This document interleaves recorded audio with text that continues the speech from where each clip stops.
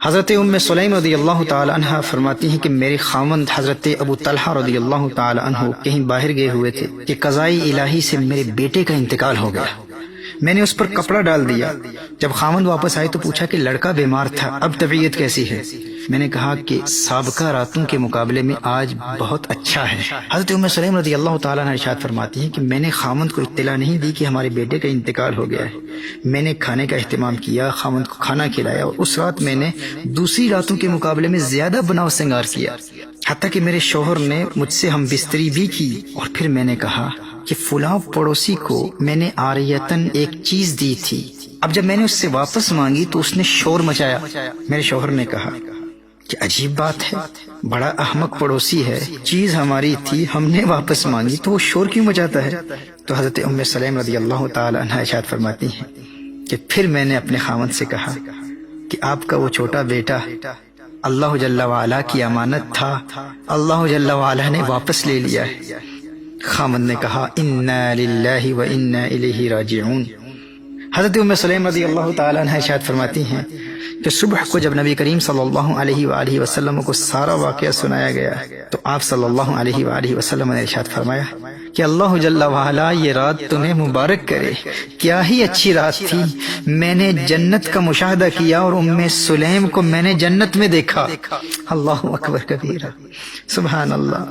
محترم احبہ، صبر کی حقیقت یہی ہے، کسی مصیبت میں اچانک مبتلا ہوتے ہوئے یا کسی بری خبر کو سن کر فوراً اپنے آپ کو انتہائی تحمل اور بردباری کے ساتھ سنبھال لینا اور خود کو ہر قسم کے گیلے شکووں یا وویلا اور شور مچانے سے بچائے رکھنا، یہی صبر ہے۔ دل میں تکلیف ہے، دل میں درد ہے، آنکھوں میں آنسو بھی ہیں، لیکن زبان پر گیلا شکوہ نہیں، اور خود کو ہر قسم کے بے صبری کے مظاہرے سے فوراً روک لینا صبر ہے۔ بخاری اور مسلم کی متفق علیہ حدیث ہے، میرے آقا صلی اللہ تعالی علیہ وآلہ وسلم نے ارشاد فرمایا انما الصبر عند الصدمۃ الاولى، صبر تو وہ ہے جو مصیبت کی پہلی ٹھوکر لگنے پر کیا جاتا ہے۔ دیکھیے حضرت سلیم رضی اللہ تعالی عنہ کو اسی لیے میرے آقا صلی اللہ علیہ وآلہ وسلم نے جنت کی بشارت دی کہ اپنے چھوٹے بیٹے کے اچانک انتقال پر انتہائی غم و پریشانی کے باوجود نہ صرف اپنے آپ کو فوراً سنبھال لیا بلکہ ایسی حالت میں اپنے خاوند کے تمام حقوق بھی ادا کیے اور خاوند کو انتہائی خوبصورت مثال دے کر بچے کی موت کی خبر بھی دے دی اور بے صبری کے مظاہرے سے بھی بچا لیا۔ محترم احبہ، بالخصوص ایک عورت کے لیے یہ بڑا ہی مشکل مرحلہ ہوتا ہے۔ دیکھیے ایک مرتبہ حضرت فتح موصلی رحمہ اللہ کی زوجہ گر پڑی اور ان کا ناخن اکھڑ گیا۔ اب ان کا رد عمل کیا تھا، ان کا ریاکشن کیا تھا؟ شدید تکلیف کے باوجود آپ ہنس رہی ہیں، مسکرا رہی ہیں، لوگ دیکھ رہے ہیں کہ آپ ہنس رہی ہیں۔ اب دیکھیے ناخن اکھڑ گیا ہے، درد کی شدت کے باوجود، تکلیف کی شدت کے باوجود آپ مسکرا رہی ہیں، ہنس رہی ہیں۔ لوگوں نے پوچھا کہ آپ ہنس کیوں رہی ہیں، آپ کو درد نہیں ہوتا؟ آپ نے ارشاد فرمایا اس درد کی وجہ سے جو ثواب ملا ہے نا، اس کی خوشی ہی اتنی ہے کہ درد کا احساس ہی نہیں ہوا۔ دوستو، جسے درد کے ثواب کا علم حاصل ہو جائے نا، اسے پھر خوشی اتنی ملتی ہے کہ اسے درد کا احساس ہی نہیں رہتا۔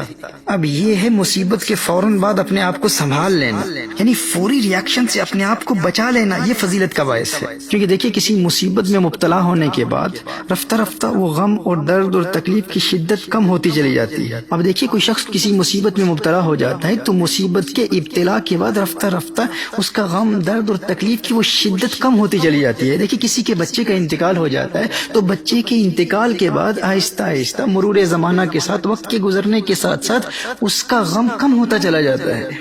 حضرت امام ابو طالب مکی علیہ رحمہ قوت القلوب میں ارشاد فرماتے ہیں کہ مصیبت کے علاوہ ہر چیز آغاز سے چھوٹی ہوتی ہے، لیکن مصیبت آغاز سے بڑی ہو کر آتی ہے، پھر چھوٹی ہوتی چلی جاتی ہے۔ اسی لیے مصیبت کے چھوٹے ہونے سے قبل جو ہی صدمہ پہنچا تو گلے شکوے کے بغیر انسان نے اگر فوراً صبر کر لیا تو وہ حقیقی صابر ہے، ورنہ بعد میں تو انسان صبر کر ہی لیتا ہے۔ اب بات سمجھ رہے ہیں نا کہ یعنی مصیبت وہ چیز ہے جو شروع میں بڑی ہوتی ہے، تو اسی کو حضور اکرم صلی اللہ علیہ وآلہ وسلم نے ارشاد فرمایا الصبر عند صدمۃ الاولی، کہ صبر تو حقیقی وہی ہے جو مصیبت کی پہلی ٹھوکر لگنے پر کیا جاتا ہے، حقیقی صبر وہی ہے۔